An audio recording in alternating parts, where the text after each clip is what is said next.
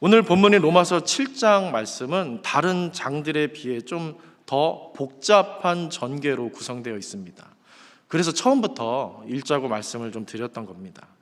그리고 그 내용면에서도 앞뒤 6장이 되고 8장이 되겠죠. 앞뒤 맥락과 정면으로 배치가 됩니다. 그래서 오늘 본문의 앞뒤 내용에 해당되는 6장 그리고 뒤에 있는 8장을 잠시 좀 먼저 살펴보고 본문을 보겠습니다.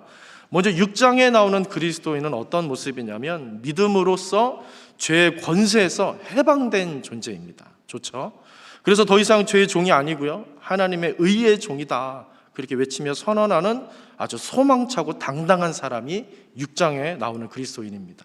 그리고 뒤에 8장에서도 그렇습니다. 그리스도인은 생명의 성령의 법으로 능력을 얻었다 그러면서 하나님의 양자 되었다, 그래서 완전히 새롭고 견고한 삶을 얻게 되었다 이렇게 아주 당당하게 선언하는 그리스도인의 모습이 나옵니다. 그런데 오늘 7장, 그 중간에 낀 7장은 마치 깊고 위험한 계곡과 같이 육신과 율법과 죄와 정욕과 탐심과 사망과 같은 전혀 반대의 말들을 쉼없이 쏟아놓으며 그리스도인을 절망으로 이끌고 갑니다. 더욱이 바울은 자기 자신을 굳이 저 밑바닥에서부터 적나라하게 까발리고 있는데, 이 까발리다라는 말이 표준어입니다. 오해하지 마시기 바랍니다. 이렇게 좀 적나라한 표현을 좀 써야 되는 그런 상황입니다. 그 내용이 무엇이었습니까? 내가 원하는 것은 행하지 않고 도리어 미워하는 것을 행한다. 사도 바울이 이렇게 말합니다. 내게 원함은 있어도 그 선을 행함은 전혀 없고 무엇이 나온다고 합니까? 오로지 내게서 악이 나온다. 그렇게 말했습니다. 이런 절망의 말들로 7장은 가득한 겁니다.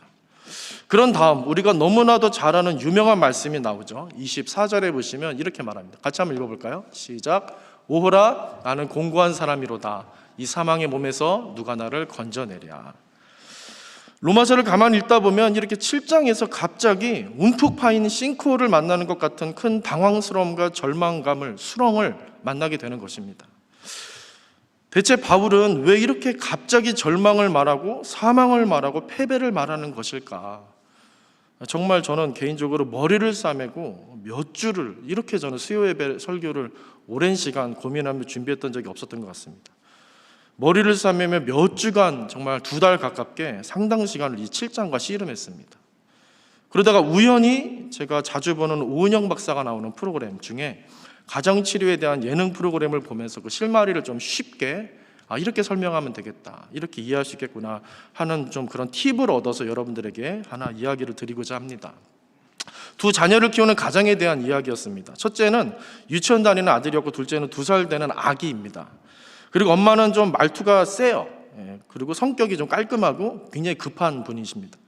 영상 보니까 첫째 아이는 일상 속에서 너무 착해요. 그래서 엄마의 사랑을 막 받고자 애를 씁니다. 되게 부지런해서 혼자도 척척 옷 입고 밥 먹고 막 그런 아이인데 어떻게 하면 엄마한테 좀 사랑을 느껴볼까 막 애를 쓰는 모습이 많이 보였습니다. 엄마 막 만지고 살을 닦고 싶고 얘기하고 싶어서 계속 엄마 곁에 막 있으려고 하고 그런 모습이 계속 보입니다. 그런데 엄마의 모습은 어떠냐면은 아주 매서운 눈빛으로 이 애를 막 봅니다.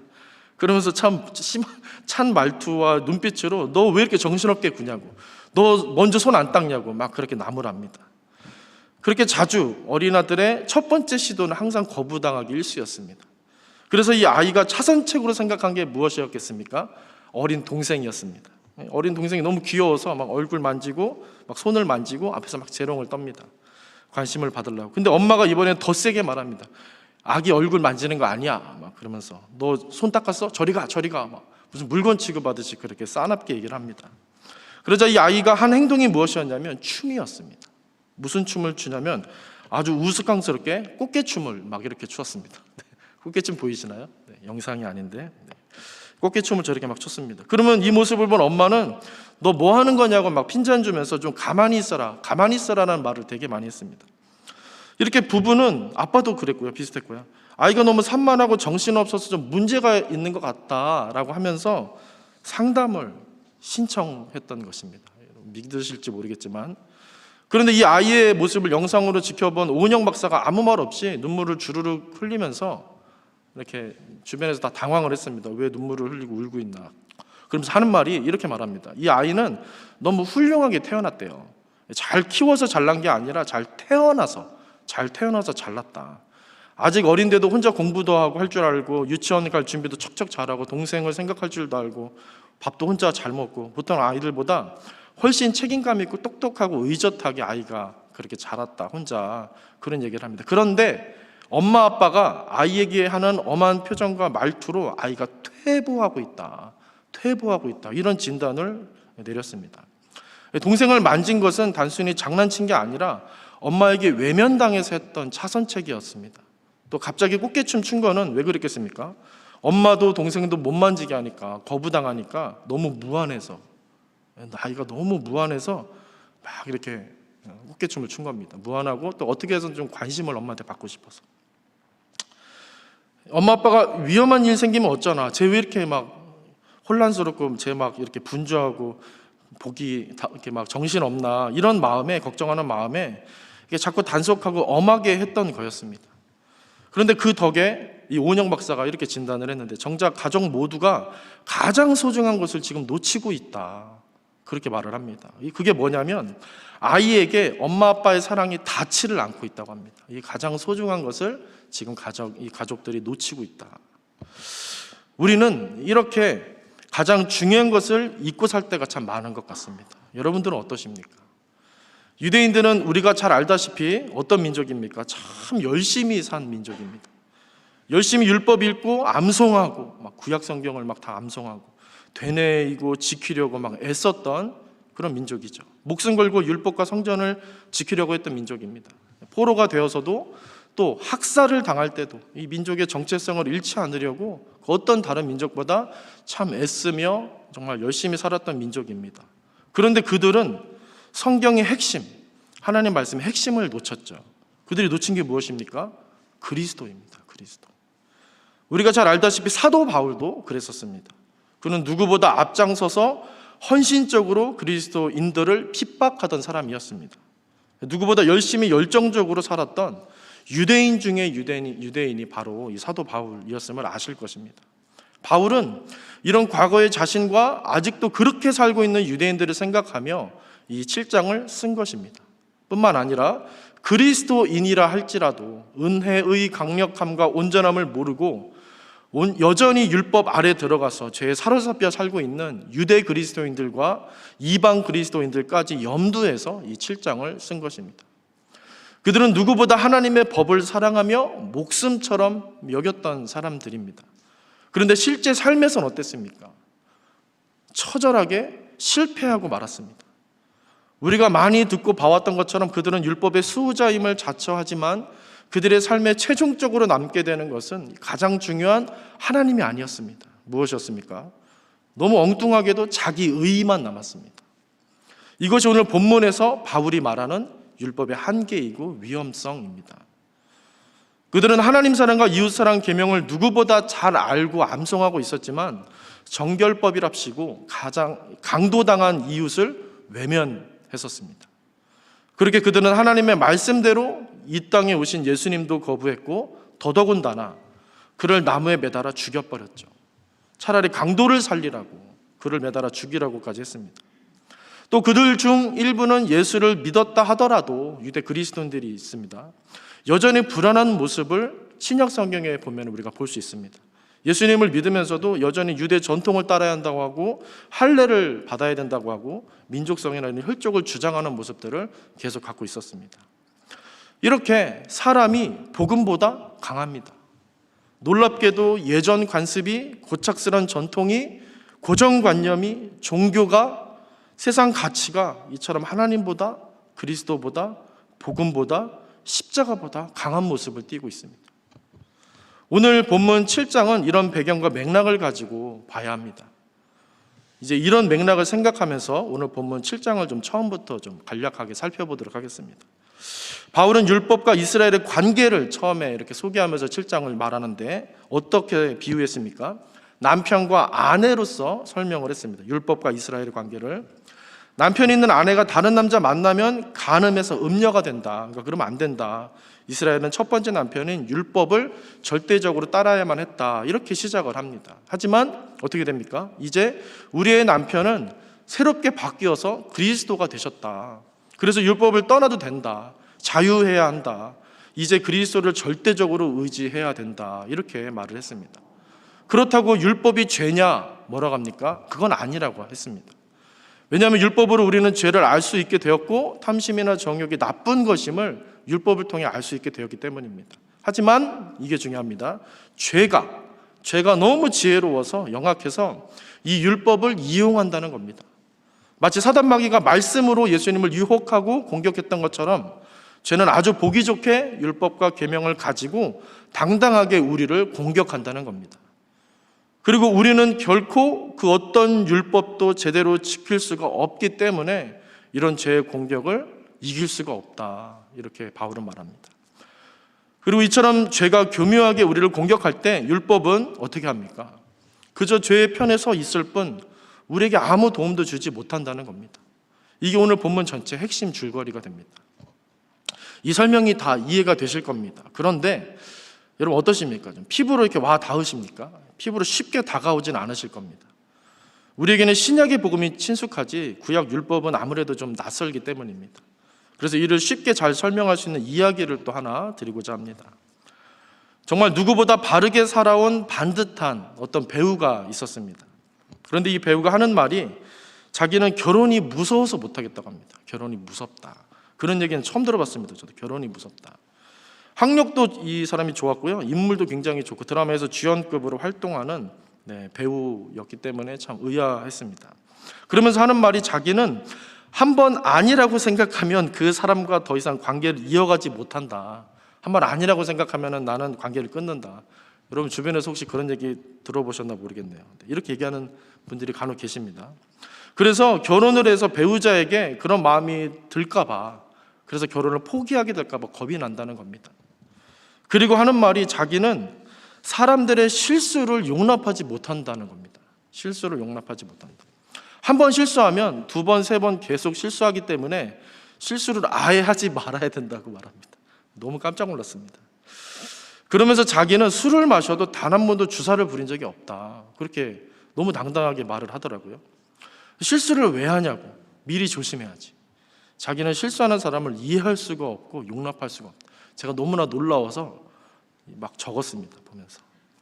그러면서 자신의 어린 시절 이야기를 하는데 좀 마음이 아팠습니다. 사춘기를 심하게 겪었습니다, 이 사람이.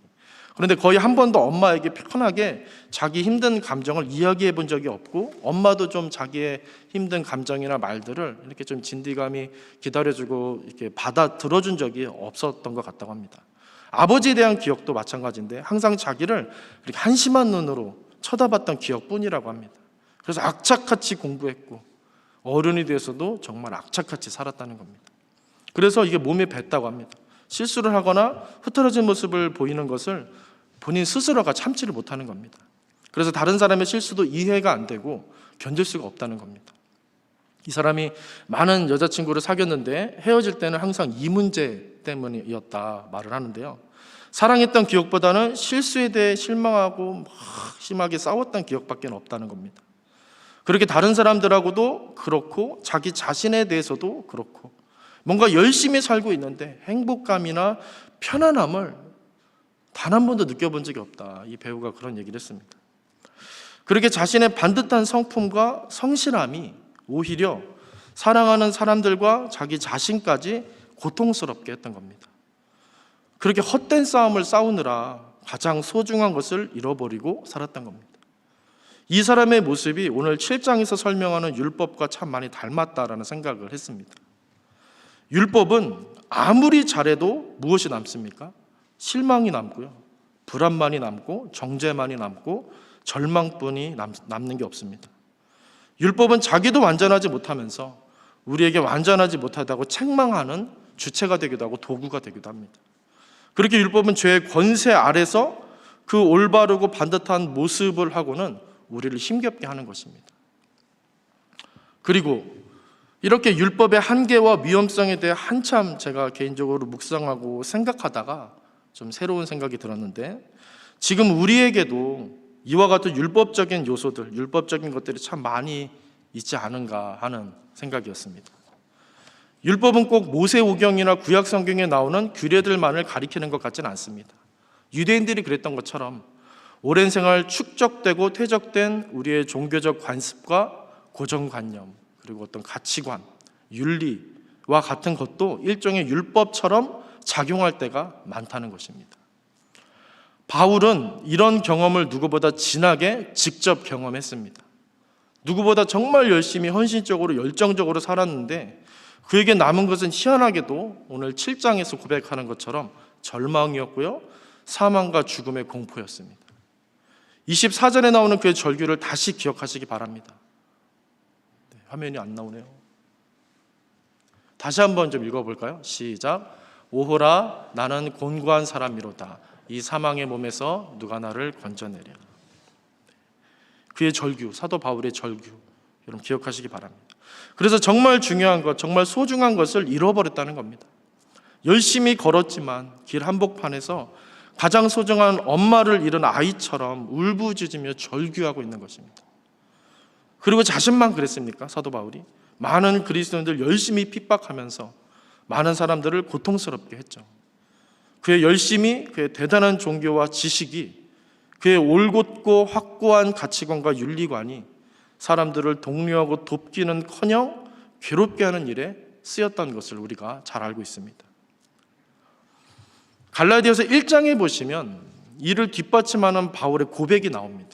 바울이 뭐라고 했냐면, 제가 그대로 읽어드리면, 자신이 유대교를 지나치게 믿고 조상의 전통에 누구보다 열심이어서 하나님의 교회를 심하게 핍박했노라, 그렇게 고백합니다. 유대교를 자기가 지나치게 믿고 조상의 전통에 누구보다 열심이어서 하나님의 교회를 심하게 핍박하노라. 그리고 그는 우리가 잘 알다시피 다메섹 도상에서 누구를 만납니까? 그리스도를 만납니다.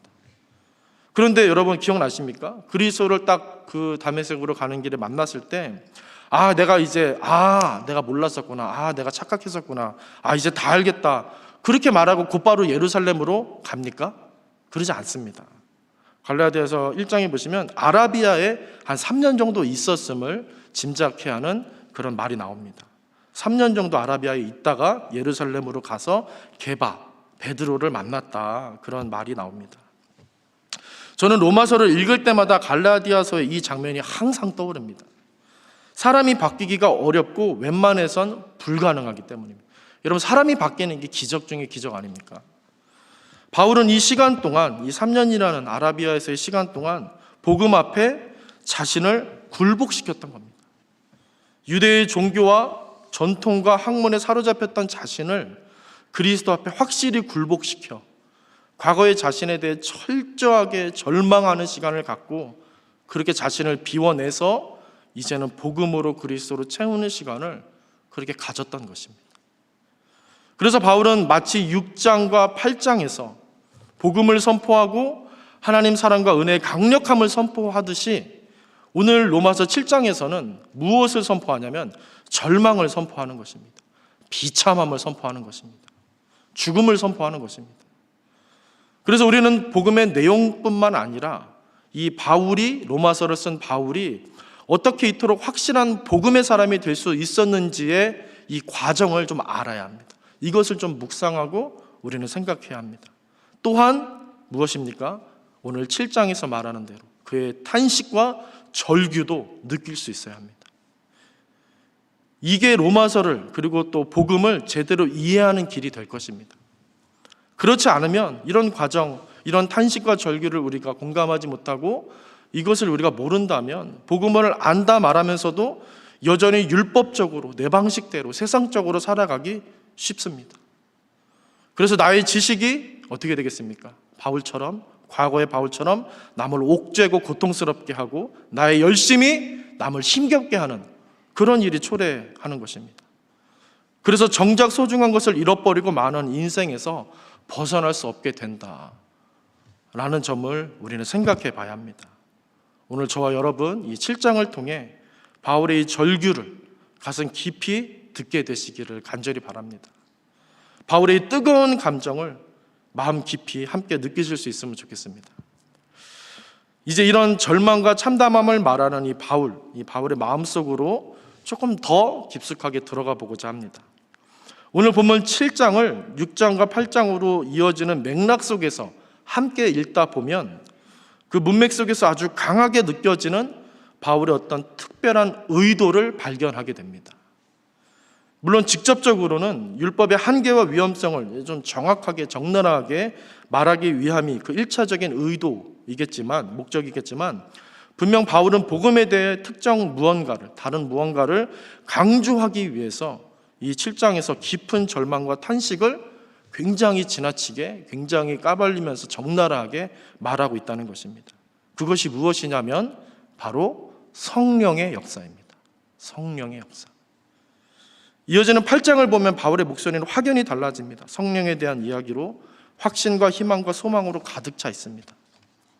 그럼 왜 성령의 역사를 말하기 위해 율법의 한계와 절망을 이토록 심란하게 굳이 본인의 그 밑바닥까지 다 그렇게 다 드러내면서 말했을까? 이 부분을 설명하기 위해 오늘은 7장까지이긴 하지만 잠시 성령에 대해서 이야기하도록 하겠습니다. 성령의 역사는 항상 그리스도와 긴밀히 연결되어 있습니다. 여러분 잘 아시죠?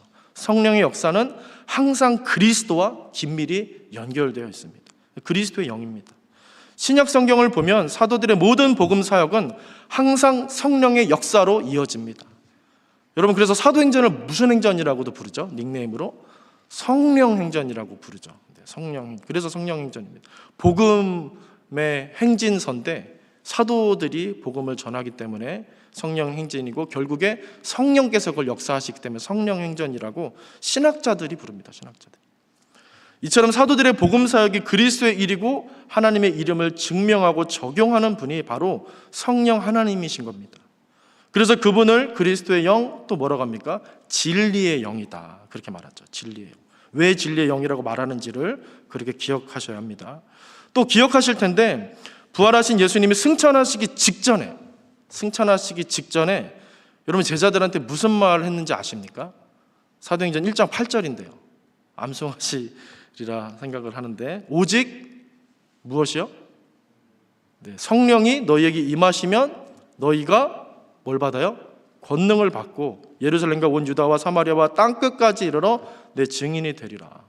오직 성령이 너희에게 임하시면, 이렇게 시작해서 그렇게 되면 너희 권능 받고 내 증인이 돼서 온 세계를 누비며 변화시키며 그렇게 나의 나라로 바꿔 나갈 것이다, 그렇게 말을 하시는 겁니다.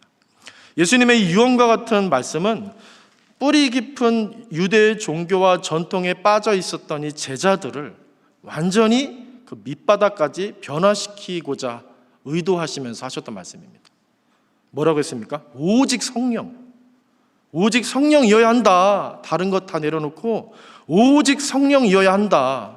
성령이 아니고서는 절대 안 된다. 이거를 깨우치시려고 하셨던 겁니다. 오직 성령. 이것을 뼈저리게 느끼고 깨달으라고 바울은 복음을 말하면서 7장에서 깊은 싱크홀과 수렁과 같은 좌절과 탄식과 절망을 말했던 것입니다. 그리고 또 한 가지, 성령을 뭐라고 부르죠? 보혜사라고 합니다. 보혜사. 이 말은 위로자, 이런 뜻입니다. 그리고 여기에 우리가 기억해야 하는 또 다른 의미들이 이 안에 또 담겨 있는데 무엇이냐면 능력, 두나미스, 능력자, 그리고 변호사, 이런 의미도 이 안에 담겨 있습니다. 성령은 나를 위로하시는 분인 동시에 강하게 하시는 분이십니다. 또 지혜로우셔서 율법과 죄에 대해 나를 변호해 주시고 대변해 주시고, 그렇게 나를 내 앞장서서 나를 지켜주시고 내 앞에서 나를 위해 대항해 주시는 분이라는 겁니다. 내 편에 서서 나를 지지해 주시고 보호해 주시고 대변해 주시는 위로의 성령님이다 라는 것입니다. 그래서 우리는 이 보혜사 성령을 철저하게 의지해야 하는데, 여러분 머리로는 이해가 되죠. 철저히 의지해야 되겠구나. 근데 과연 우리가 그렇습니까? 과연 우리가 성령님을 절대적으로 의지합니까? 그렇게 못합니다. 율법의 관습에, 종교의 경험에, 지식에 사로잡혀서 또 돈에 성령을 철저하게 붙잡지를 못합니다. 그래서 바울은 7장에서 자신의 밑바닥까지 다 드러내버리며 절망과 좌절을 소리쳐 선포했던 것입니다. 그래서 우리가 굳게 잡고 있는 것 내려놓고 성령 붙잡으라고 말하는 것입니다. 바울은 권력과 부와 인맥과 명예 모두를 얻었던 사람인데 그 속에서 절망합니다. 그리고 그것을 다 우리에게 소개합니다. 그리고 그 모든 것을 가진 사람들을 향해 절망해라, 절망해라, 절규하며 권면하는 것입니다. 세상에 대하여 절망하고 복음의 위대함을 봐라. 세상에 대해 낙심함으로 성령의 능력을 봐라. 말하는 것입니다. 그래서 우리는 이제 마지막 절로 나아갈 수 있는데요. 보면 마지막 절 24절과 25절 말씀 중간까지 보도록 하겠습니다. 한번 읽어보실까요? 시작. 오호라 나는 곤고한 사람이로다. 이 사망의 몸에서 누가 나를 건져내랴. 우리 주 예수 그리스도로 말미암아. 아멘. 여기서 나오는 한 단어에 좀 집중하시길 바랍니다. 어떤 말이겠습니까? 감사라는 말입니다. 감사. 어두운 7장 전체에서 유일하게 밝고 소망찬 말이 마지막에 나오는 이 감사입니다. 저는 여기서 이 표현이 참 좋습니다. 너무 좋습니다. 바울이 우리 주 예수 그리스도를 믿는다, 하나님을 믿는다 하지 않고 그리스도를 말미암아 하나님께 감사한다, 하나님 감사한다, 그렇게 말한 것입니다. 지금까지 설교를 들으시면서 바울의 이 마지막 말인 감사가 어떤 인사치레나 예의상으로 하는 말이 아님을 여러분들 제가 설명을 안 드려도 느끼실 겁니다. 잔잔한 뉘앙스의 말투 같지만 어떻습니까? 이 감사라는 말, 깊은 탄성이며 깨달음이며 환희이며 경배이고 예배인 것입니다. 율법은 나를 말하게 하고 나를 자랑하게 하고 나에게 집중하게 하는데 복음은 이처럼 어떻게 하는 것입니까? 그리스도로 말미암게 하는 것입니다. 복음은 이처럼 하나님께 감사하게 하는 것입니다. 나에게가 아니라 그 화살표가 하나님께로 자꾸 가게 하는 것입니다. 그게 복음입니다. 그렇게 율법은 내가 한 일과 내가 해야 할 일에 몰두하게 하는데 복음은 주가 하신 일과 주께서 이루실 일에 몰두하게 하는 것입니다. 바울은 우리에게 눈 뜨고 제대로 보라는 것입니다. 우리 안에 의지할 게 대체 뭐가 있냐? 선한 것이 대체 뭐가 있냐? 대체 우리 안에 내세우고 자랑할 게 뭐가 있냐? 그분이 없다면 절망이고 참담한 뿐이고 정죄뿐이다 라고 7장에서 계속해서 목 놓아 우리에게 말했던 것입니다. 그래서 눈을 들어 올려다 봐야 한다는 것입니다. 흥미롭게도 구약에 나오는 번제라는 히브리어는 읽을 때, 히브리어를 직접 읽을 때 올라라고 읽는 동시에 그 뜻도 우리말로 올라간다, 올리다 라는 의미를 갖고 있습니다. 바울은 지금 우리의 시선을 그렇게 올리라고 하는 것입니다. 그렇게 율법의 시각을 버리고 복음의 시각 가져라. 율법과 편하지 말고 복음과 편해라. 율법을 넘어서 복음으로 넘어가라. 그렇게 절규하며 말하는 것입니다. 유명한 엘리야는 그토록 대단한 선지자였고 엄청난 기적을 행한 사람이었지만 어떻습니까? 한순간 고개를 떨구며 하나님을 보지 못하게 되자 이세벨의 그 협박이 너무 크게 들립니다. 그래서 도망갑니다. 그토록 엄청난 기적을 행한 대선지자였음에도 불구하고 한순간에 사시나무 떨도 떨며 완전히 나락으로 떨어지게 되었습니다. 그때 그 로뎀나무 아래에 있었던 그 선지자에게서 결코 감사를 찾아볼 수가 없습니다. 원망과 불평으로 가득 차 있습니다. 그때 엘리야의 모습이 7장에서 절규하는 과거의 바울과 너무나 비슷합니다. 제가 참 사랑하는 말씀이 있는데 바로 사도행전 4장입니다. 사도행전 4장. 여기에는 참 위대한 초대교회 성도들의 모습이 나옵니다. 당시 교회와 성도들이 크게 핍박을 받고 있었습니다. 그런데 그들은 좌절하거나 원망하고 불평하지 않습니다. 더욱이 그들은 자신들의 안위를 위해서 걱정하거나 기도하지도 않습니다. 당시 그들의 간구가 무엇이었냐면 두려운 마음을 담대한 마음으로 바꿔달라는 기도였습니다. 두려운 마음을 담대한 마음으로 바꿔달라. 여러분 신앙의 또 삶의 시험이 들 때, 연약한 마음이 들 때 사도행전 4장을 읽으시기 바랍니다. 그리고 그렇게 담대한 마음으로 바꿔달라고 했던 이유가 무엇이냐면 자신들이 핍박을 피하지 않고 핍박 속으로 들어가기 위함입니다. 핍박 속으로 들어가기 위함입니다. 이게 교회입니다. 이게 성도입니다. 어떻게 그럴 수가 있겠습니까? 사도행전 4장 28절에서 그 이유를 찾아볼 수 있는데 이렇게 되어 있습니다. 같이 한번 읽어볼까요? 시작. 하나님의 권능과 뜻대로 이루려고 예정하신 그것을 행하려고. 당시 초대교회 성도들은 끊임없이 고개를 들어서 이 주님을 바라봤던 것입니다. 상황이 어렵고 불편하고 걱정되지만 계속 기도하며 되뇌었던 것이 무엇입니까? 그분은 권능으로 당신의 뜻을 이루실 것이다. 더욱 고개 들어 주님을 올려다보자. 더욱 주께 나아오자. 그렇게 했던 것입니다. 이게 그들의 헌신이었고 그들의 기도였습니다. 그렇게 주를 향하는 사람은 약할지라도 강하게 된다라고 성경은 우리에게 말해주는 것입니다. 가난할지라도 부욕해 되고 외롭고 우울한 사람일지라도 충만한 사람이 된다라고 성경이 우리에게 당부하시는 겁니다. 저는 오늘 절망 속에서 성령을 의지하여서 감사로 나아가는 이 바울을 보며 성도는 척박한 땅에서 신기하게 피어나는 꽃과 같다라는 생각을 해보게 되었습니다. 그래서 제목도 그렇게 지었습니다. 성도라면 이 땅에서 거룩한 절망과 탄식을 할 수 있어야 하지 않을까 생각해 봅니다. 그래야만 그 생명력과 영향력이 진한 향기처럼 뿜어져 나오는 꽃과 같이 될 수 있다라는 생각을 해보게 됩니다. 우리 보나님께 모든 성도님들, 오늘 바울의 절규와 좌절과 탄식을 잊지 마시기 바랍니다. 우리에게 복음이 얼마나 소중한 것이며 그리스도가 얼마나 존귀한 분이시며 우리가 성령 하나님을 어떻게 얼마나 의지하며 살아야 하는지 그의 절망과 탄식을 통해 그 속에서 더 확실히 느끼시고 깨닫게 되시기를 바랍니다. 그러할 때 하나님께서 우리를 감사로, 환희로, 능력으로 성령께서 이끌어 내주실 줄로 믿습니다. 그러므로 오늘도 내일도 그 하나님 올려다 바라보시면서 큰 소망으로 믿음으로 사실 수 있기를 주님의 이름으로 간절히 축원드립니다.